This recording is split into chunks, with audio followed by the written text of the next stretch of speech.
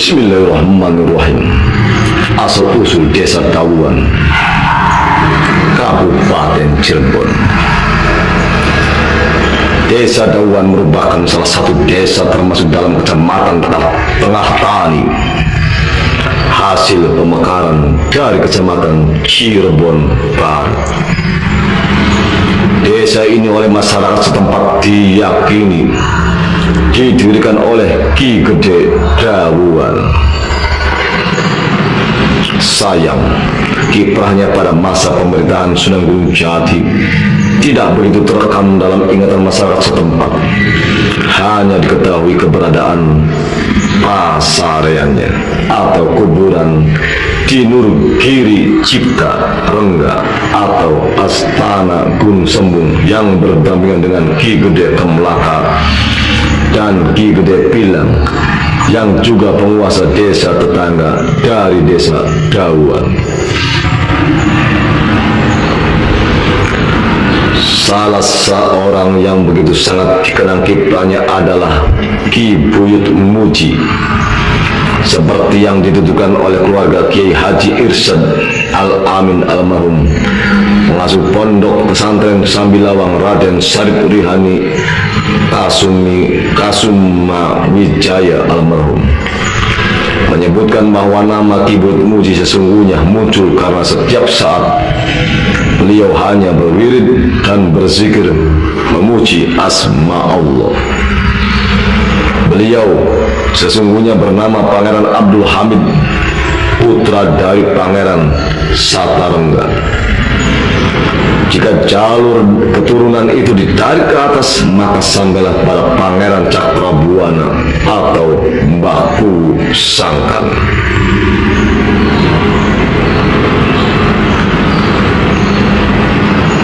Jika jalur keturunan ditarik ke atas, maka sampailah pada Pangeran Cakrabuana atau Mbah Pu Cirebon.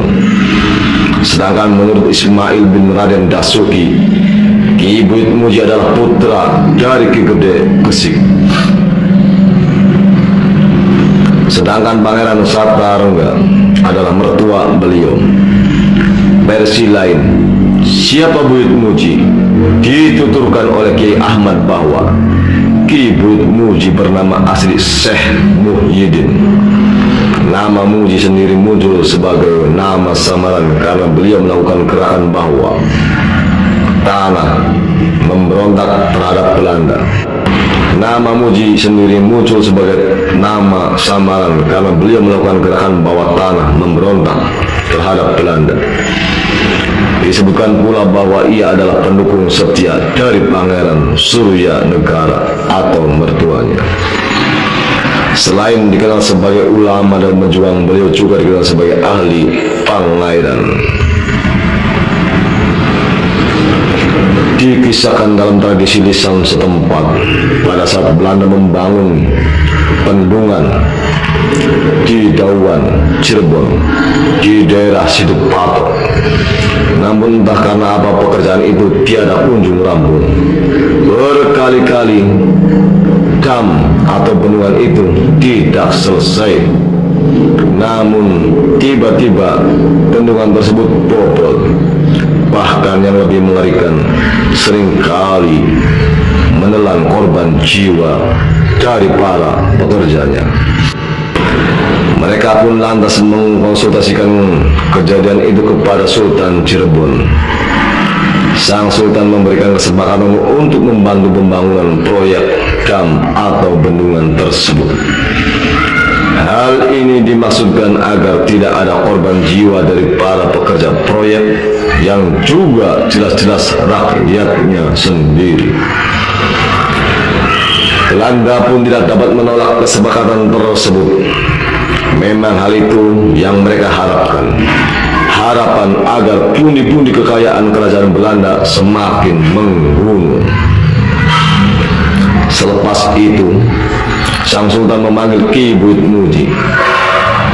Titah beliau kepada Ki Buyut, Ki Buyut Muji, aku perintahkan agar engkau menyelidiki penyebab macetnya pembangunan bendungan di Situpatok. di situ patok agar tidak semakin banyak nyawa rakyat yang melayang. Sendika Gusti, hamba akan secepatnya menuntaskan masalah tersebut dan segera memberi laporan, jawab Ki Buyut sembari menghatur sembah. Setelah itu, lekaslah ia berangkat menuju situ patok. Setibanya di sana, dengan teliti dan hati-hati, dari sudut ke sudut dipandangnya tiap jengkal dam yang belum rampung tersebut. Tentu saja, mata yang ia pakai kali ini bukanlah mata lahir, melainkan mata batin. Sebab sebagai ahli pengairan, dari kejauhan saja sebelum sampai di tepi dam telah tampak jika struktur rancangan bangunan dam itu sudah cukup baik. Di tengah dam yang airnya belum penuh itu terdapat sebuah pulau. Dalam pandangan batin yang terlihat dengan sangat nyata, tampak seekor ular naga yang amat besar.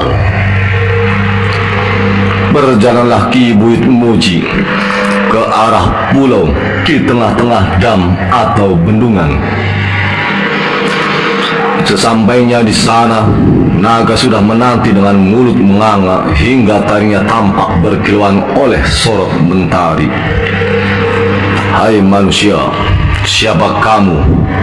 Berani-beraninya engkau datang kemari. Apa kau tak tahu betapa banyak bangsamu yang kusantap? Seru ular naga itu.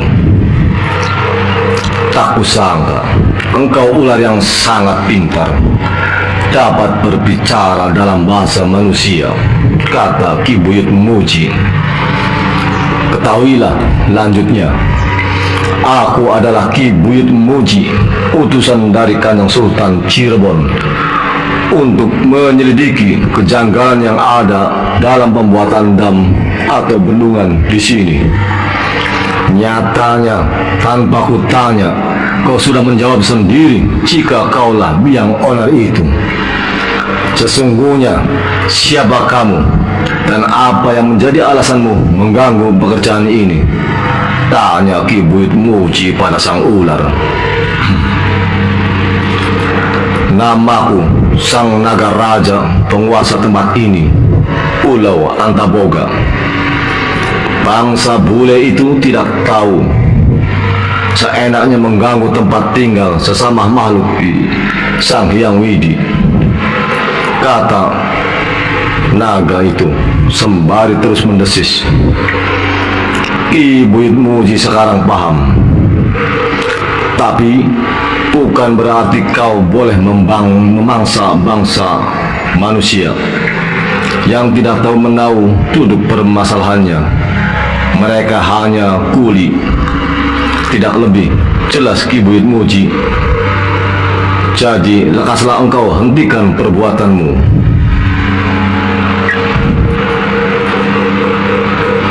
Kalau aku teruskan, tanya Sang Naga Raja dengan matanya merah. Kau harus bersiap melawanku, kata Ki Buyut menjawab. Tanpa berkata-kata lagi, Sang Naga Raja mematuk ke arah kepala Ki Buyut Muji. Sebuah tanda awal pertarungan. Pertarungan itu begitu sengit, keduanya pilih tanding. Namun, kebenaran akan selalu menang. Begitulah yang kemudian terjadi. Akhirnya, Ki Buyut Muji dapat menundukkannya. Aku mengaku takluk, kata Sang Naga Raja kelelahan nampak dalam desahan napasnya. Aku tidak akan berani mengganggu pekerjaan ini sedikit pun. Namun, aku pun punya satu permintaan.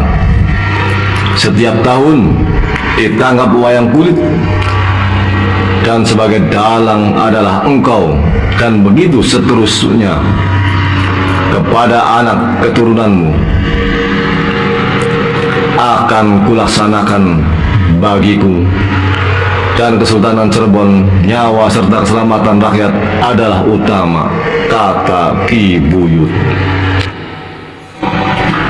Maka Ki Buyut memegang sang Nagaraja agar sudi ikut ke Keraton Cirebon sebagai saksi juga barang bukti atas keberhasilan tugas yang ia emban. Dengan kesaktiannya, Nagaraja yang begitu besar dan panjang dalam genggamannya tiba-tiba menyusut hingga sebesar cacing tanah. Oleh Ki Buyut Muji, Nagaraja itu ditaruh ke dalam wadah tembakau. Tak berapa lama, Ki Buyut Muji hadir di bangsal Prabayaksa Keraton Cirebon di hadapan Sang Sultan Cirebon. Ki Buyut, kata Sang Sultan lembut perlahan, lekas engkau ceritakan apa yang terjadi dan bagaimana pemecahan masalahnya. Baiklah Gusti.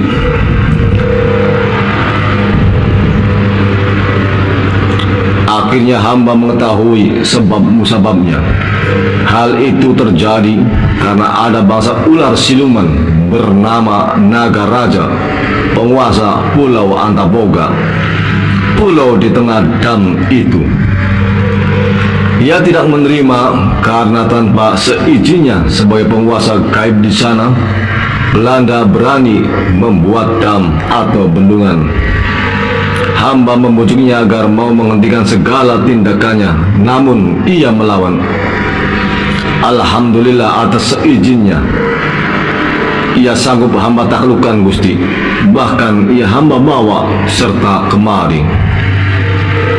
Jika begitu, aku ingin melihatnya, kata Sang Sultan dengan penuh minat. Ki Buyut pun menyodorkan wadah tembakau dan dibukanya perlahan-lahan. Sang Sultan melihat ada seekor ular yang tak jauh beda dengan cacing. Sambil menggeleng-gelengkan kepala, ia berkata, sungguh heran, ular sebesar ini sanggup menghentikan pekerjaan Belanda yang dilakukan oleh beratus-ratus orang. Mendengar hal tersebut, Ki Buyut Muji tersenyum. Gusti, ukuran sesungguhnya tidak sekecil ini. Silakan Paduka lihat sejenak. Ia pun menurunkan Nagaraja ke lantai keraton. Dengan sekejap mata, Nagaraja kembali ke ukuran semula. Konon saking besarnya, kepala Nagaraja memenuhi Prabayaksa dan Sri Manganti, sedangkan ujung ekornya ada di alun-alun Sangkala Buana atau alun-alun Keraton Kesepuhan. Sang Sultan terberanjat. Ki Buyut, lekas kau masukkan lagi ke tempatnya tadi, kata sang raja. Ki Buyut pun lekas meraih kepala Nagaraja. Ia pun kembali mengecil dan dimasukkan kembali ke dalam wadah tembakau. Lantas dengan takluknya dia olehmu, itu akan serta-merta menghentikan aksi pembunuhan, tanya Sang Sultan. Pendek kata begitu yang mulia, katanya. Namun itu pun dengan persyaratan setiap tahun di dam itu dipertunjukkan wayang kulit dan aku yang menjadi dalangnya. Begitu seterusnya hingga anak cucu keturunanku kelak.